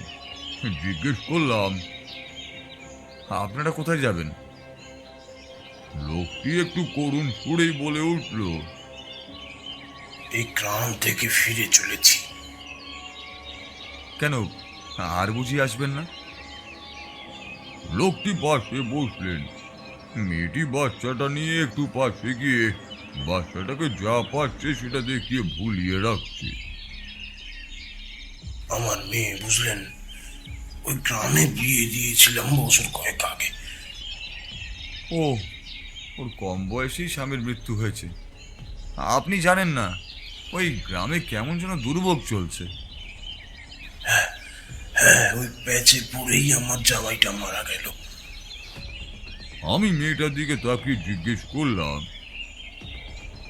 আমায় একটা সাহায্য করতে পারবে মা? মেয়েটি আমার পাশে এসে বসলো। বলুন ঠাকুর মশাই। তোমার স্বামীর মৃত্যুর সময় কি তুমি আন্দাজ করতে পেরেছো ঠিক কিসের কারণে এইসব হতে পারে? তোমার কি কোনো ধারণা আছে এতে? মেয়েটি চারিদিকে তাকালো ভীত চোখে, তারপর আমার দিকে তাকালো। ঠাকুর মশাই, আমি আমার সন্দেহের কথা কাউকে বলিনি, আর ভয়ও লাগে, কারণ এতে তো জমিদার মশাইয়ের হাত আছে, বিপদ হতে পারে। তাই আমি এই গ্রাম ছেড়েই চলে যাচ্ছি, বাপের বাড়িতে চলে যাচ্ছি। মাঝখানে আমি আমার স্বামীকে হারালাম। তুমি নির্বিঘ্নে বলো মা, আমি চেষ্টা করব যাতে আর কেউ এই গ্রামে প্রিয় মানুষকে না হারায়। তুমি চাও না যে আর কারোর বিপদ না হোক? আমি বুঝতে দেব না যে আমি তোমার থেকে জেনেছি। দুপুর তখন, রোদও বেড়ে চলেছে। মেয়েটি শান্ত ভীত কণ্ঠে বলে উঠল, ঠাকুর মশাই, আমি জানি এটা বনদেবীর কাজ। বনদেবী? হ্যাঁ ঠাকুর মশাই। তুমি আমাকে সবটা বলো তো। গ্রামের অতীতকাল থেকে প্রত্যেকেই মেনে আসছে ওই গ্রামে আরও গভীরে বনদেবী বাস করেন। আমি তো এও শুনেছি তার নাকি 2 অনুচর আছে, একটা পুরুষ আর একটা মহিলা। বনদেবী তাদের সাহায্যেই বনের সব খবর রাখেন। আমি একটু শান্তভাবে ভাবলাম, আমার সাথেও দুজনের দেখা হয়েছে। একটা সেই সবুজ যে বনের পথে যেতে যেতে বনদেবী নিয়ে বলছিল, আর একটা সেই মেয়ে যে রাতের আধারে ঘুরে বেড়ায়। এমনকি সেদিন রাতেও তেঁতুল গাছের তলায় সেই লোকটাকে মেরে ফেলতো যদি না আমরা যেতাম। মেয়েটি বলতে থাকে, গ্রামের লোকেরা যুগের পর যুগ ধরে তাদের পূজা করে আসছে। কথিত আছে বনের সমস্ত কিছু গ্রামের লোকগুলো নিজেদের দরকারের তাগিদে ব্যবহার করতে পারে, কিন্তু বন্যপ্রাণী হত্যা করা নিষেধ। বনের কোনো বৃক্ষের দিকে লোভী চোখে তাকানোও যাবে না। বনকে বনের মতো থাকতে দিয়ে প্রয়োজনীয় সামগ্রী ব্যবহার করা যেতে পারে। ওই কাঠ, শাকসবজি, ফুল, ফল, মধু, জ্বালানি, এগুলোর উপর সব লোকেরই অধিকার আছে, কিন্তু যেগুলো করলে বনদেবী ক্রোধবর্ষণ করবেন সেগুলো করা নিষেধ ছিল। আমাদের নতুন জমিদার প্রতাপবাবু জমিদারিতে আসার পর বনের দামি শাল সেগুন গাছের দিকে নজর দেন। তার বাবার মৃত্যুর পর উনি বনদেবীর কথাটা পুরোপুরি কুসংস্কার বলে প্রচার করতে থাকেন। সেই প্রতাপবাবু বনের শাল সেগুন গাছের দিকে কুনজরে তাকালেন, আর তারপর মেয়েটি হারিয়ে যায় সেই দিনগুলোতে। মেয়েটি হারিয়ে যায় অতীতে। একদিন তার স্বামী সূর্য ডাক পড়ে প্রতাপবাবুর কাছে। ওখানে সূর্যের মতো গ্রামের আরো বেশ কয়েকজন জোয়ান যুবক ছিল, অন্তত 20 জন মতো হবে। রাত তখন 10টা হবে। সারা গ্রাম ঘুমে নিমগ্ন। প্রতাপবাবু ফিস ফিস করে বললেন, বনের ভেতরে বেশ মূল্যবান শাল সেগুন গাছ আছে, সেইগুলো আমরা ভেবেছি চুপি সারে কেটে নিয়ে আসবো রাতের আঁধারে। জানো তো, আশেপাশের প্রত্যেকটা গ্রাম সেই গভীর বনকে ভয় করে। এইসব দেখলে কথাটা ছড়িয়ে যাবে চারিদিকে, তারপর বিভিন্ন সমস্যার সৃষ্টি করে। সাথে ভেবেছি ওই গভীরে থাকা কিছু প্রাণী শিকার করব, বনের পাশে ভোজ করা যাবে। কেউ সায় দেয়নি। আমরা পারবো না। ওই বন আমাদের দেবী, তার কাছ থেকে আমরা অনেক সাহায্য পাই। তার উপর দেবী তার অনুচর নিয়ে পাহারা দেন, কিছুতেই পাপ করতে পারবো না। তোমরা 3 গুণ বেশি হাজিরা পাবে। আমরা করব না। সমস্বরে কথাটা শোনা গেল। প্রতাপ বাবু এবার হাসলেন। প্রত্যেকের বাড়ি বিপদ এবার আমি ডেকে আনবো। দেখবে আমি কত ভয়ঙ্কর হতে পারি। লোক লাগিয়ে তোদের প্রত্যেকের বাড়ির একজন করে শেষ করব। দেখি এই কুসংস্কার তোদের বাঁচাতে পারি কিনা। সেই ভয়ে সকলেই রাজি হলো। এক রাতে তারা গিয়ে হাজির হলো সেই বনে, কিন্তু জমিদার বাবু গেলেন না।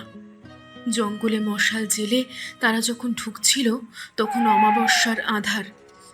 কোনো গাছ থেকে পেঁচা ডাকছে একটা অদ্ভুত স্বরে, কোথাও একসাথে কতগুলো শিয়াল ডেকে উঠছে।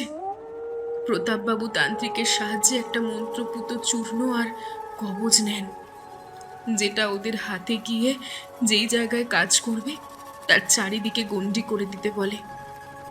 কিন্তু জমিদার বাবু তো আসেননি, তারা নিজেরাই গাছ কাটতে শুরু করে। এদিকে অমাবস্যার কালো আধার, আর তার ওপর বনদেবীর ভয়। বনদেবী তার 2 অনুচর নিয়ে বনের গাছ আর প্রাণীর খেয়াল রাখেন। এই ভয়টাই তাদের কাজ করছিল, কিন্তু হুকুম অমান্য করতে কেউ পারছে না। একটা করে গাছে কোপ দিতেই মনে হচ্ছিল কেউ যেন একটা কেঁদে উঠছে। কখনো মনে হচ্ছে কেউ একটা নুপুর পায়ে হাঁটছে, আর গাছ কেটে ওরা ফিরছে বন্যপ্রাণী শিকার করে। কথা ছিল পরদিন ওদের আবার যেতে হবে, কিন্তু পারল না। সেই রাতেই ঘটে গিয়েছিল একটা ভয়ঙ্কর ঘটনা। যেই কাঠুরেরা কাজ করছিল তাদের 2 জনের মৃত্যু হলো একই সাথে। আপনি গ্রামের প্রত্যেকটা মৃত্যু নিয়ে যদি একটু খবর দেখেন, শুধু যারা ওই রাতে গাছ কেটেছিল আর প্রাণী হত্যা করেছিল তাদের সবার মৃত্যু হয়েছে। কিন্তু তারা হয়তো আদৌ দোষী নয়, দোষী হলো সেই জমিদার প্রতাপবাবু। আপনি সেদিন একজনকে বাঁচালেন, তাই না? কিন্তু এইভাবে আর কতজনকে বাঁচাবেন? একদিন ওরা সবাই শেষ হয়ে যাবে। ওই বনদেবীর ক্রোধের রোষানল তাদের পুড়িয়ে ছারখার করে দেবে। আমি যেমন আমার পরিবারকে হারিয়েছি, ঠিক তেমনই ওরাও হারাবে। মেয়েটির চোখ দিয়ে জল বেরিয়ে এলো। আমি ওর মাথায় হাত দিয়েই বললাম, শান্ত হও মা, তুমি আমায় সাহায্য করবে। এবার চলো আমরা আসল অপরাধীকে ধরিয়ে দিই। আমরা এই আর ভুল হতে দেব না। তুমি পাশে থাকবে না মা আমার? থাকবো ঠাকুর মশাই। চোখের জল মুছে আমায় প্রণাম করলো মেয়েটি। ওর নাম পার্বতী। ও গিয়ে খবর দিল গ্রামের লোককে। জনে জনে সবাই ছুটে এলো গঙ্গারাম, লক্ষ্মী আর তার ছেলে নিত্য। নিত্য, আমি আছি, এই দেখো। আমি জানি তুমি থাকবে ঠাকুর মশাই। সেই রাতেই আরেকটা পুজোর আয়োজন করা হলো। গ্রামের পুরনো পূজারী মধুকর পূজারীকেও খবর দিয়ে আনা হলো। ওনার কাছেই আছে বনদেবীর সন্তুষ্টি মন্ত্র। উনি আমায় আজ সাহায্য করবেন। লোকটি বেজায় খুশি। আজ কতদিন হয়ে গেল বনদেবীর পূজা হয় না, এইসব নাকি কুসংস্কার। কিন্তু দেখলেন তো, এগুলো বাস্তব। আজ সবাই কেমন বিশ্বাস করছে। আপনি আবার গ্রামের লোকেদের পথ দেখাবেন মধুকর মশাই। যেই বন আমাদের এত কিছু দেয় তাকে ভুলে গেলে হবে? রাত বেড়ে চলল। সামনে একটা বেদিতে পুরনো পাথরের বনদেবের মূর্তিও স্থাপন করলেন মধুকর বাবু। পাথরের মূর্তি অস্পষ্ট, শুধু দেখা যায় মাঝে একজন মহিলা আর তার দুদিকে 2 জন যুবক যুবতী। পুজো শুরু হলো। আজ বুঝতে পারছি সেদিন কেন সে ধরা দিল না। আসলে সেদিন আমি অশুভ শক্তিকে ধরার জন্য যজ্ঞ করেছি, কিন্তু এখানকার বনদেবী তো কোনো অশুভ শক্তি নয়, সে শুভ শক্তি। মানুষের, বনের, বন্য প্রাণীদের সংকট মোচন আশ্রয়স্থল। পুজোর মন্ত্র কাঁপতে লাগলো আকাশ গর্জন করার সাথে সাথেই। আমি আর মধুকর মশাই একসাথে পুজো করে চলেছি আর যজ্ঞের আগুনে আহুতি দিয়ে চলেছি। মধুকর মশাই বলেছেন, বুঝলেন, দেবী রেগে আছেন। তাকে সন্তুষ্ট করা অনেক সময়ের ব্যাপার। আমাদের পরিবারে কেউ আমাদের ভুলে গেলে কি অভিমান করবে না? এটাও ঠিক তেমনই। আমরা যে তাকে ভুলে গিয়েছিলাম, তার অভিমান আমাদেরকে ভাঙতে হবে। তবুও যদি না আসে, চলুন না শেষ অবধি চেষ্টা করি। পিছনে বসে আছে গ্রামের লোক। আমাদের সামনে চালা ঘর করে তাতে মূর্তি রাখা, নৈবেদ্য সাজানো। বিশেষ করে বনদেবী আর তার অনুচরের সব চাইতে পছন্দ হলো মধু আর দুধ কলা। খুব ছোড়ো বাতাস শুরু হলো, সবগুলো প্রদীপও নিভে গেল। কেবল বিঁচে রইল মূর্তির সামনের প্রদীপ। আমাদের যজ্ঞের আগুন বাতাসে একবার এদিক একবার ওদিক করতে লাগলো। সমস্ত ভয়কে বুকে চেপে আমরা মন্ত্র পড়ে চলেছি। একবার মনে হলো আমার সামনে দিয়ে হেঁটে গেল সেদিনের সেই সবুজ। আবার একবার মনে হলো ওই সবুজ শাড়ি পরা রাতের আধারে ঘুরে বেড়ানো মেয়েটাও হেঁটে গেল অদ্ভুত একটা হাসি দিয়ে। একবার বুঝলাম নুপুরের শব্দই আঁধার আর ঝোড়ো বাতাসের মাঝে চলেছে এদিক আর ওদিক। দূরে সম্ভবত শ্রীগাল চিৎকার করে উঠল, প্রকৃতি আজ যেন প্রলয় সৃষ্টি করবে। আমি হাত জোর করে চিৎকার করে উঠলাম, প্রত্যেক পিতামাতা তার সন্তানকে ক্ষমা করে দেন। প্রত্যেক পিতামাতাই তার সন্তানের দুর্দিনে সন্তানের পাশে দাঁড়ায় অতীতের সব ভুলে। তবে তুমি কেন আজ এত অভিমান করে আছো মা? দেখা দাও, তুমি তোমার মধ্যে যে ভুল জন্মেছে তার সঠিক কারণ জেনে তুমি চলে যাও। অভিমান করে থেকো না, কিন্তু হ্যাঁ, একবার অন্তত এসো মা। আসো তুমি। এই বৈকুণ্ঠপুরের প্রত্যেকটা লোক তোমায় কিছু বলতে চায়। এই তো জমিদার বাবু, এখানে হচ্ছে এইসব নাটক। আমি আর মধুকর বাবু একবার পেছনে ফিরে তাকিয়ে দেখি কতগুলো বল্লমধারী সিপাহী নিয়ে দাঁড়িয়ে আছেন একজন 40-এর মানুষ। বুঝলাম উনি জমিদার বাবু। লোকটি এগিয়ে সে হাসলেন, এইসব পণ্ড করে দাও। কেন বুঝছে না ওরা? বনদেবী আদৌ কেউ নয়। বোন আমার, আমি যা ইচ্ছে তাই করব। আমাদের ধাক্কা দিয়ে সেই সিপাহী যোগে সবকিছু উল্টে পাল্টে দিল। এসেছে যজ্ঞ করতে, এবার ওই তান্ত্রিক আর পূজারীকে বন্দি করবে। ওদের অন্ধকার কুঠুরিতে বাঘের মুখে ফেলে দেব। গঙ্গারা আমার গ্রামের অনেকেই ছুটে এলেন। এমন করবেন না, ওনাদের কোনো দোষ নেই। জমিদার বাবু হাসলেন, আগে আমি ওই মূর্তি ভেঙে দেব। আমি চিৎকার করে উঠলাম, দেবী, দেবী তুমি আসবে না? এই না তুমি মা? আসবে না তুমি দেবী? বলো, আসবে না? সিপাহী আমাকে আর মধুকর বাবুকে বেঁধে নিলেন। জমিদার বাবু গেলেন মূর্তি ভাঙতে। ঠিক তখনই একটা বিশাল সাপ তার হাতে পেঁচিয়ে হাতে লাঠি দিল ফেলে। ছিটকে এসে পড়লেন প্রতাপ বাবু।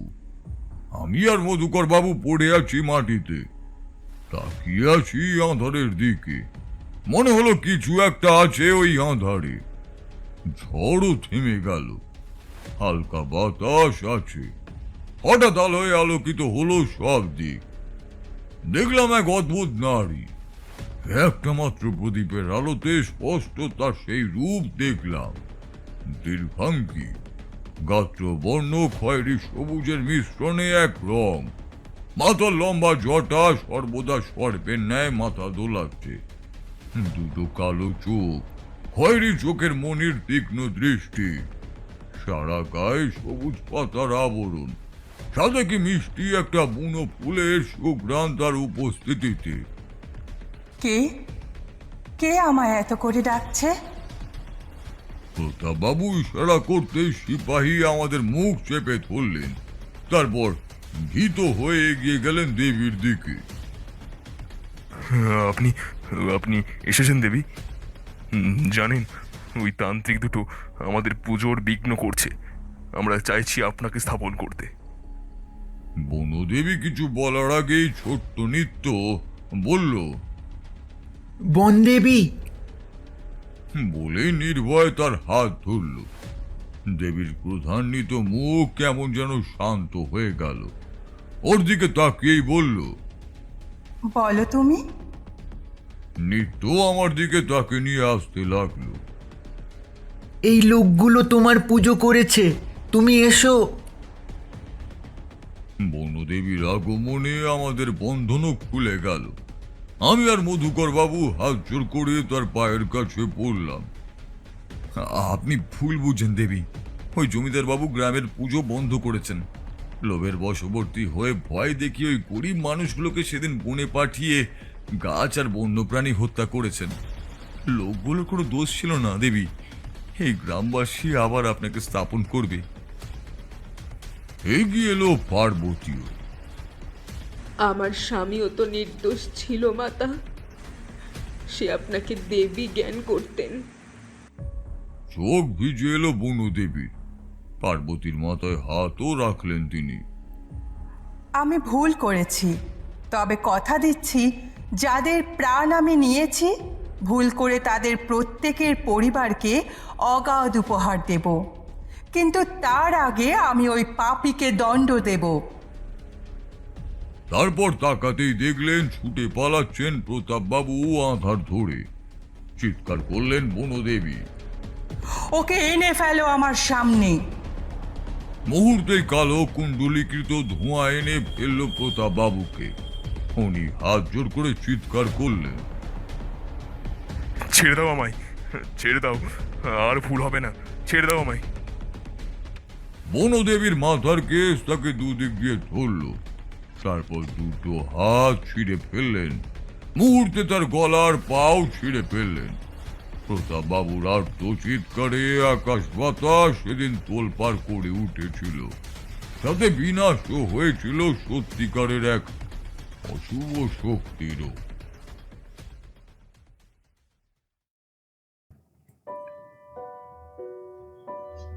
শুনছিলেন তারানাথ তান্ত্রিকের গল্প বৈকুণ্ঠপুরের কালো ছায়া। গল্পটি আপনাদের কেমন লাগলো অবশ্যই আমাদের কমেন্টের মাধ্যমে জানান। যদি ভালো লেগে থাকে তাহলে একটি লাইক করবেন এবং এরকম আরও গল্প শুনতে সাবস্ক্রাইব করতে পারেন অন্ধকারের আওয়াজ। দেখা হবে পরবর্তী একটি ভিডিওতে। ততক্ষণের জন্য সবাই ভালো থাকুন, সুস্থ থাকুন। সকলকে অসংখ্য ধন্যবাদ।